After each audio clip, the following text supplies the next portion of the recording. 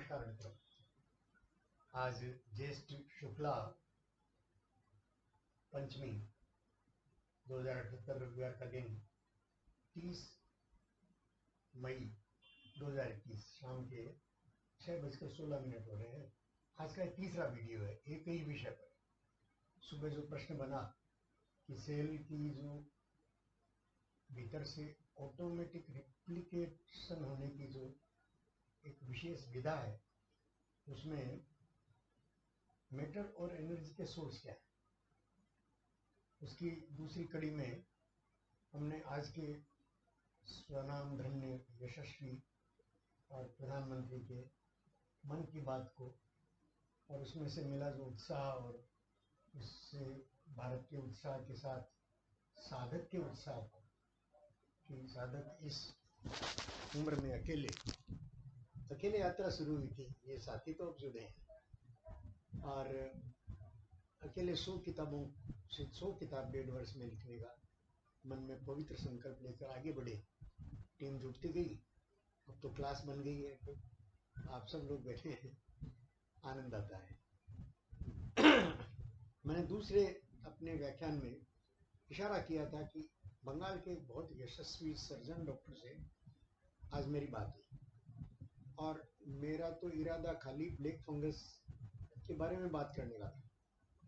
Black fungus के बारे में बंगाल की या डॉक्टरों की क्या राय है, लेकिन पहले से परिचय होने के कारण और मैं एलोपैथी का घोर विरोधी हूँ ऐसा जानकर, और वर्तमान में जो रामदेव जी के साथ उनका पंगा चल रहा है उसको मिला करके वो बार बार जो है वो उत्तेजित होकर के और बार बार मुझे काटते रहे, लेकिन काटने का वो मेरी ही बात को समर्थन करते रहे, खाली उन्होंने कुछ बातें नहीं जोड़ी।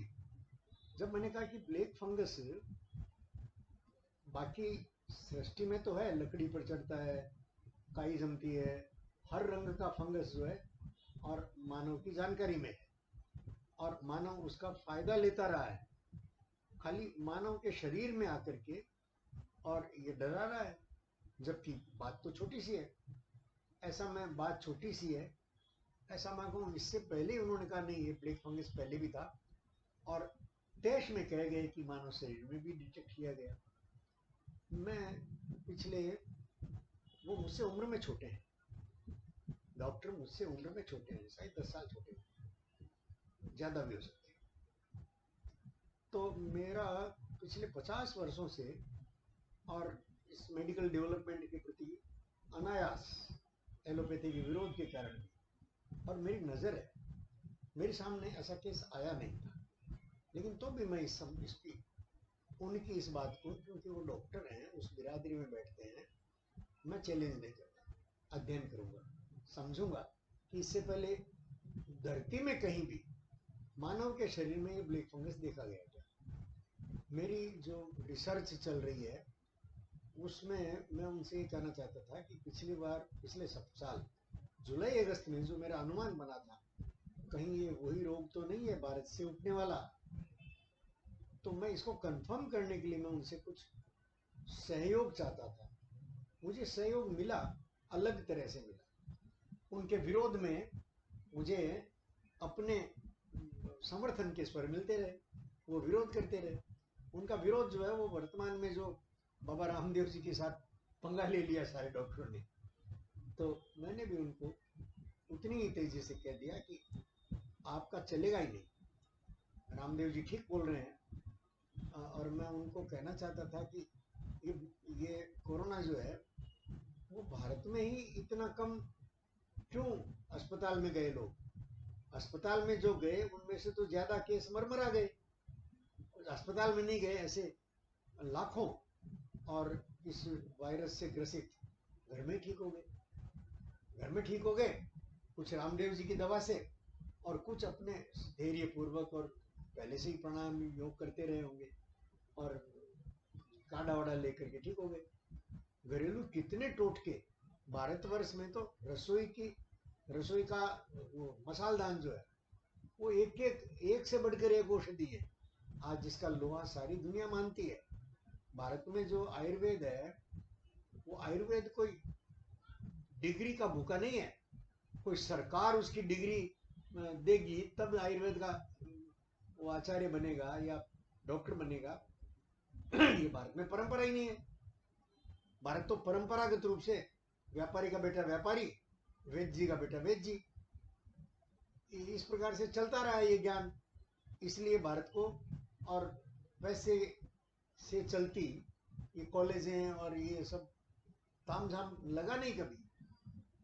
तो भारत की ये जो शिक्षा पद्धति है पैसे पर आधारित, अब पैसा कमाने के लिए शिक्षा पद्धति काम कर रही है। और पैसा ही पूरे डॉक्टरों को, मैं बार बार कहता रहा कि एलोपैथी पूरी जीवन पद्धति में घुस गई है। मैं पूरी जीवन पद्धति को एलोपैथी कहता हूँ, उसका विरोध करता हूँ, वो मानने को ही तैयार नहीं। ये जो परस्पर विरोध की, असहमति की बात चलती रही, उसमें सहमति। अब देखिए ये जो सेल है वो हमारा बढ़ता है विरोधों के बीच। सेल की जो गतियां है वो अंतर संघर्ष तो लगा ही हुआ ना। अंतर संघर्ष का प्रकार क्या है? ये जो डीएनए टूटता है दो आरएनए में, दो आरएनए फिर हर आरएनए जो है वो डीएनए बन जाता है। प्रत्येक आधा आधा आरएनए अपने आप में डीएनए बनकर पूरा होकर के फिर वो आपस में दो जुड़ करके, और सेल में कोई न कोई रचना, विशेष रचना, विशेष योजना पूर्वक, विशेष प्रेरणा पूर्वक। अब जरा ये सोचिए, ये प्रश्न आने से पहले ये प्रश्न आएगा। प्रश्न तो ये था कि उसमें मैटर और ऊर्जा कहाँ से मिलती है। अब प्रश्न उसमें से ये भी निकलता है कि एक ही सेल अपने आप ह्यूमन बॉडी का रूप कैसे ले लेता है। वही सेल बालों में चला गया, वही सेल नाखून में चला गया, हड्डी में जाकर कड़ा हो गया, दांत में, दांत तो भी नहीं आए, गर्भ में है, लेकिन जहां कड़ा होना चाहिए कड़ा हो गया। जहां आंख जैसी सेल्स जो है वो बिल्कुल और नरम रह गए। ऐसा कैसे हुआ? इसकी रचना कौन करता है? कौन कारीगर बैठा है अंदर जो ये शेप दे देता है? मानव बॉडी पूरी बन जाती है तब उसको कोई जीवन इकाई चलाना स्वीकार करती है। इस बॉडी में मस्तिष्क की सूक्ष्मतम रचनाएं बन जाती है। ये जो हमारा भेजा है, जो सुपर कंप्यूटर का बाप है, उसकी सारी ताना बाना रचना बन जाती है 4-4.5 महीने में। 4-4.5 महीने तक ये सेल का रिप्लिकेशन चलता रहता है और शेप बनता रहता है। ये शेप कौन बनाता है भाई? विज्ञान देगा उत्तर। विज्ञान देगा उत्तर कि हाथी का जो बच्चा है वो हाथी ही क्यों होता है, और पूरी वंशानुगत क्यों है जानवरों में सारा का सारा। हाथी इसका उत्तर देगा? नहीं नहीं, विज्ञान इसका उत्तर देगा। और मानव तक आते आते फिर वंशानुगत नहीं रह करके संस्कार अनुगत हो जाता है।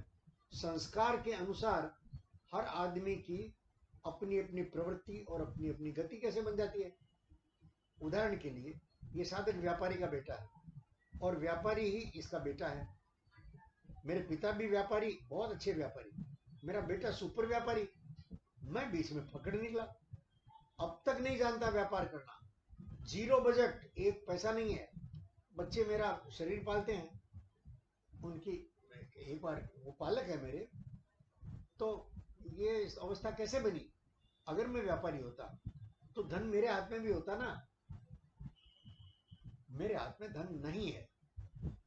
ये कैसे हुआ कि मैं अपने जन्मों से संचित संस्कारों के बल पर मेरी यात्रा चल रही है। मेरे पिता की यात्रा अलग थी, मेरे बेटे की यात्रा अलग है। मेरे पिता ने भी मुझे मांगा इस रूप में कि मुझे एक विलक्षण अलग चलने वाला बेटा चाहिए। उनकी कामना पूर्ति हुई। मैंने भी मांगा कि मेरे पिता ऐसे चाहिए जो बार बार मेरा विरोध करते रहे। उस विरोध में फलित हुआ है ये साधक, इस विरोध में बढ़ा है, इस विरोध के साथ मुस्कुरा रहा है। ये विरोध सह सह करके, अरे भैया तूफान आते हैं तो पौधा मजबूत होता है। अगर तूफानों से बचा लिया पौधे को तो पौधा मजबूत नहीं होता।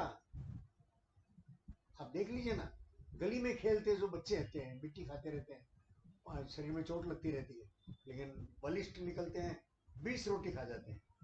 और एसी में पलने वाले बच्चे 2 रोटी में ही वो नखरा करने लगते हैं, नहीं खाना नहीं खाना नहीं खाना, और उनका इम्यून सिस्टम बहुत कमजोर होता है।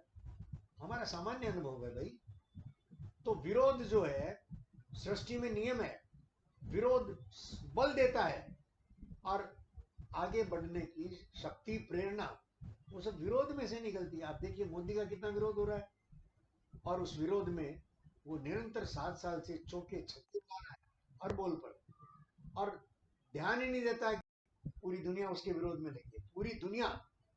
पूरी दुनिया में षड्यंत्र चल रहा है भारत के विरुद्ध, मोदी के विरुद्ध, मोदी को नीचे लाने के लिए।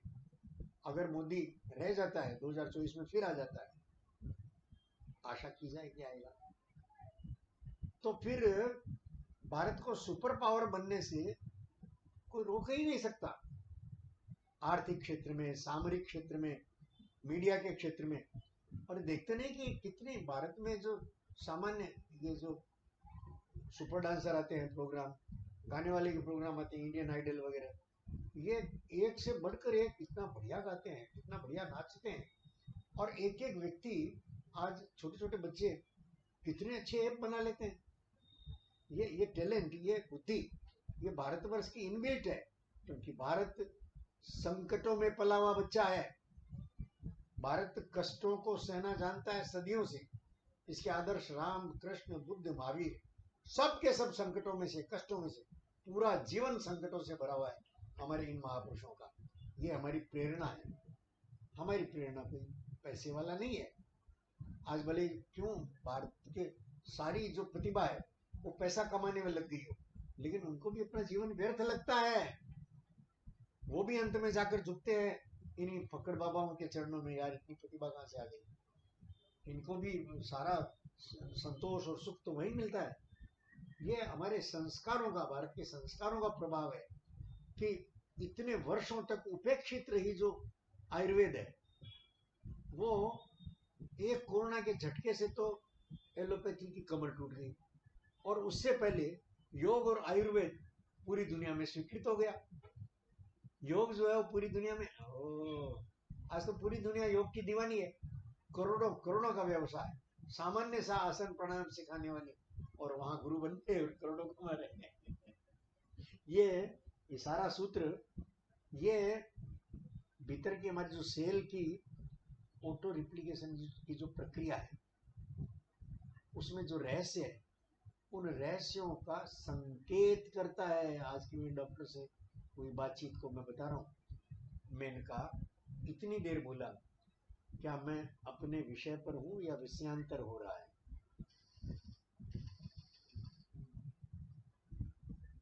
हेलो। हाँ, क्या मैं अपने विषय पर हूँ या तुमको लगता है कि विषयांतर हो गया? नहीं होना चाहिए। मैं विषय पर हूँ ना? जी जी। अच्छा, अब दूसरी बात,